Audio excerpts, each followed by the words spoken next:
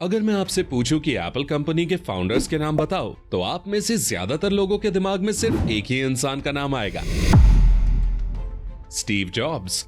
लेकिन एप्पल की सफलता में सिर्फ उनका अकेले का हाथ नहीं है। 1976 में स्टीव जॉब्स ने स्टीव वोजनियाक और रोनाल्ड वेन के साथ मिलकर एप्पल की शुरुआत की, ताकि वो एप्पल वन के नाम के कंप्यूटर को बनाकर सेल कर सके। एप्पल वन एप्पल कंपनी का पहला कंप्यूटर था और इसको डिजाइन किया था स्टीव वोजनियाक ने। यानी देखा जाए तो स्टीव वोजनियाक का बहुत बड़ा रोल था एप्पल कंपनी की शुरुआत में। लेकिन फिर क्यों आज दुनिया सिर्फ स्टीव जॉब्स को जानती है, स्टीव वोजनियाक को नहीं?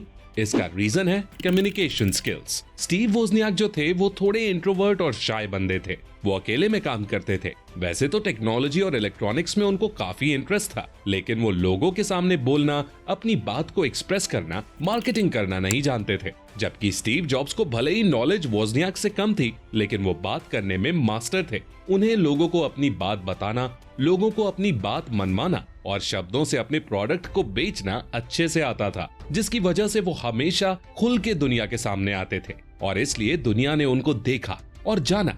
जबकि ज्यादा इंटेलिजेंट होने के बाद भी स्टीव वोजनियाक को वो पहचान नहीं मिल पाई। इसलिए कम्युनिकेशन स्किल्स को मास्टर करना हर उस बंदे के लिए जरूरी है जो दुनिया में कुछ मुकाम हासिल करना चाहता है। और आज की इस वीडियो में मैं आपको कम्युनिकेशन स्किल्स के 5 नियम बताऊंगा, जिनकी मदद से आप चालाकी से बात करना सीख पाओगे। तो दोस्तों, आज फिर जबरदस्त वैल्यू ऐड करेंगे आपकी लाइफ में। So let's begin. नियम number 5, it's not what you say but how you say is more important. Communication के दौरान मेन बात ये नहीं है कि आप क्या बोलते हो, बल्कि आप उसको किस तरह बोलते हो। उस टाइम आपकी बॉडी लैंग्वेज क्या रहती है, वो ज्यादा इंपॉर्टेंट है। आप किसी भी सक्सेसफुल पर्सनालिटी को उठाकर देख लो, वो जब भी बोलते हैं तो ओपन बॉडी लैंग्वेज के साथ बोलते हैं। बात करते टाइम हाथों का इस्तेमाल करते हैं। बैठते हैं तब थोड़ा पीछे लीन बैक होकर बैठते हैं, जिससे वो ज्यादा कॉन्फिडेंट नजर आते हैं। रिसर्चर्स की भी माने तो एक कम्युनिकेशन में 70% रोल आपकी बॉडी लैंग्वेज का होता है और 30% रोल इसका होता है कि आप क्या बोल रहे हो। एक एग्जाम्पल से समझो। मान लो कि आप एक इंटरव्यू में जाते हो और इंटरव्यूअर आपसे क्वेश्चन करता है, tell me something about yourself. अब मान लो आपके माइंड में इस क्वेश्चन का आंसर भी तैयार है, लेकिन आप बहुत लो वॉइस में आंसर करते हो। तो अब इंटरव्यूअर ये नहीं देखेगा कि आपने कितना अच्छा आंसर दिया है, बल्कि वो इस बात पर ध्यान देगा कि आपने लो टोन में आंसर किया है, जिसकी वजह से फिर वो आपको एक अनकॉन्फिडेंट पर्सन समझेगा। तो इसलिए बोलने का तरीका भी बहुत जरूरी है। गुस्से का ही एग्जाम्पल ले लीजिए।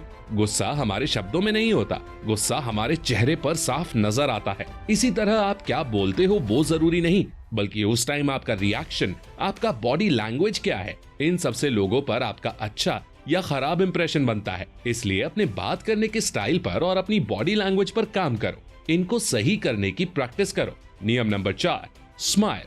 अभी कुछ दिनों पहले की ही बात है, मैं बाइक से जा रहा था, तभी रेलवे क्रॉसिंग पर पहुंचा। बंद थी तो वहां रुक गया।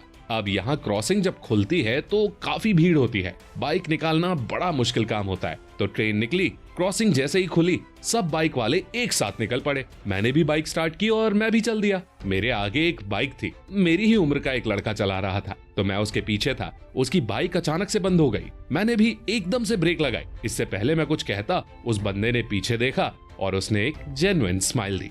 मैं भी मुस्कुरा दिया।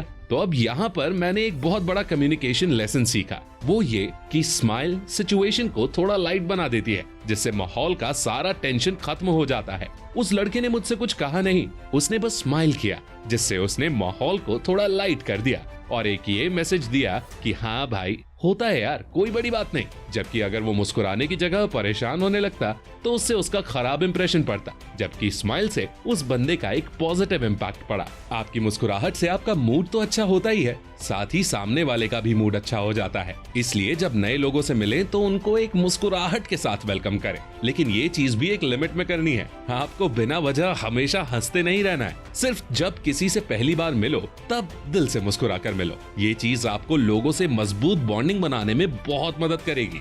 नियम नंबर 3, पहले दूसरे के इंटरेस्ट की बात करो। इस दुनिया में हर आदमी पहले अपने फायदे का सोचता है और एक चालाक आदमी ये बात जानता है और इसीलिए वो जब भी किसी से बात करता है तो पहले सामने वाले के फायदे की बात करता है और फिर अपने फायदे की बात करता है। जबकि आज के टाइम पर लोग दूसरों से मिलते ही अपने बारे में बात करने लगते हैं। मैंने वो नई गाड़ी खरीद ली, मैं पिछले महीने सिंगापुर घूम आया, ठीक है भाई, आप सिंगापुर घूम आए, अच्छी बात है, लेकिन सामने वाले को इससे क्या मतलब, वो आपसे क्या चाहता है इस पर ध्यान दो। इस बात को आप चाणक्य से बड़े अच्छे से सीख सकते हो। जब चाणक्य चंद्रगुप्त मौर्य को भारत का सम्राट बनाना चाहते थे तो उन्हें ये मालूम था कि ये काम वो लोग अकेले नहीं कर सकते, उन्हें किसी न किसी को अपने साथ लेना होगा। तो उस टाइम मगध भारत का सबसे बड़ा राज हुआ करता था और उस पर राज करता था धनानंद, चाणक्य और चंद्रगुप्त का सबसे बड़ा दुश्मन। तो चाणक्य ने क्या किया कि जितने भी राजाओं से धनानंद की दुश्मनी थी उन सभी को अपने साथ में करने की सोची।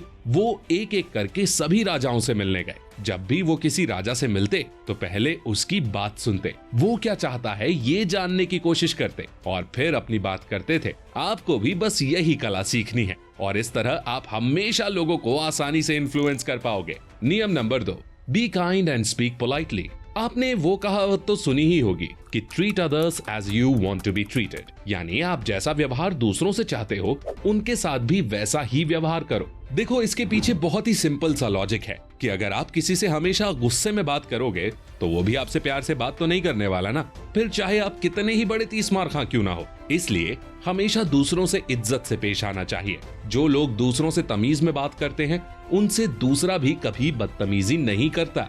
पोलाइटली बात करना कितना इंपॉर्टेंट है मैं आपको ये कहानी से समझाता हूँ। एक बार एक राजा जंगल में शिकार करने के लिए गया। उसके साथ उसके सिपाही और उसका प्रधान था। जंगल में हिरण का शिकार करने की कोशिश में राजा अपने घोड़ों के साथ आगे निकल गया। काफी देर तक सैनिक और प्रधान राजा के आने का इंतजार करते रहे, लेकिन जब राजा नहीं आए तो सबने मिलकर राजा को ढूंढने का सोचा। तो वो सभी उसी दिशा में चल दिए जहां राजा गए थे। सिपाही आगे आगे चल रहा था और प्रधान उसके पीछे चल रहा था। वहीं पास में एक साधु एक पेड़ के नीचे ध्यान लगाए बैठे थे। तो सिपाही वहां पहुंचा और बोला, सुनो ए भिखारी, मैं तुमसे बात कर रहा हूँ, मेरे प्रश्न का उत्तर दो। क्या तुमने हमारे महाराज को यहाँ से जाते हुए देखा? जल्दी बोलो। साधु ने जवाब दिया, मैं अंधा हूँ, देख नहीं सकता।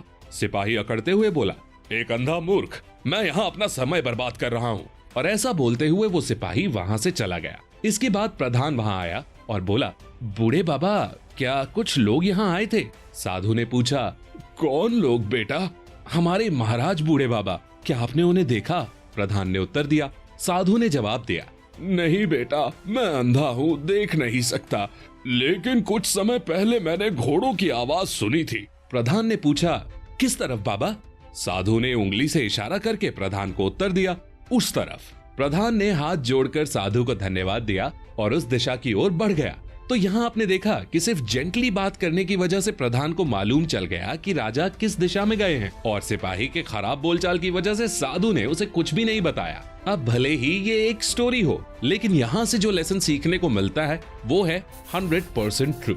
अगर आप लोगों से पोलाइटली बात करोगे तो आप लोगों को अपने साथ जोड़ते चलोगे और आने वाले टाइम में वो लोग आपकी मदद करने में कोई कसर नहीं छोड़ेंगे। इसीलिए B kind and speak politely. नियम number 1, build strong eye contact. If you want to convince a man, talk to his eyes. ये कहना था 18वीं सदी के सबसे पावरफुल लोगों में से एक नेपोलियन का। आई कॉन्टैक्ट बॉडी लैंग्वेज के सबसे इंपॉर्टेंट एस्पेक्ट में से एक है।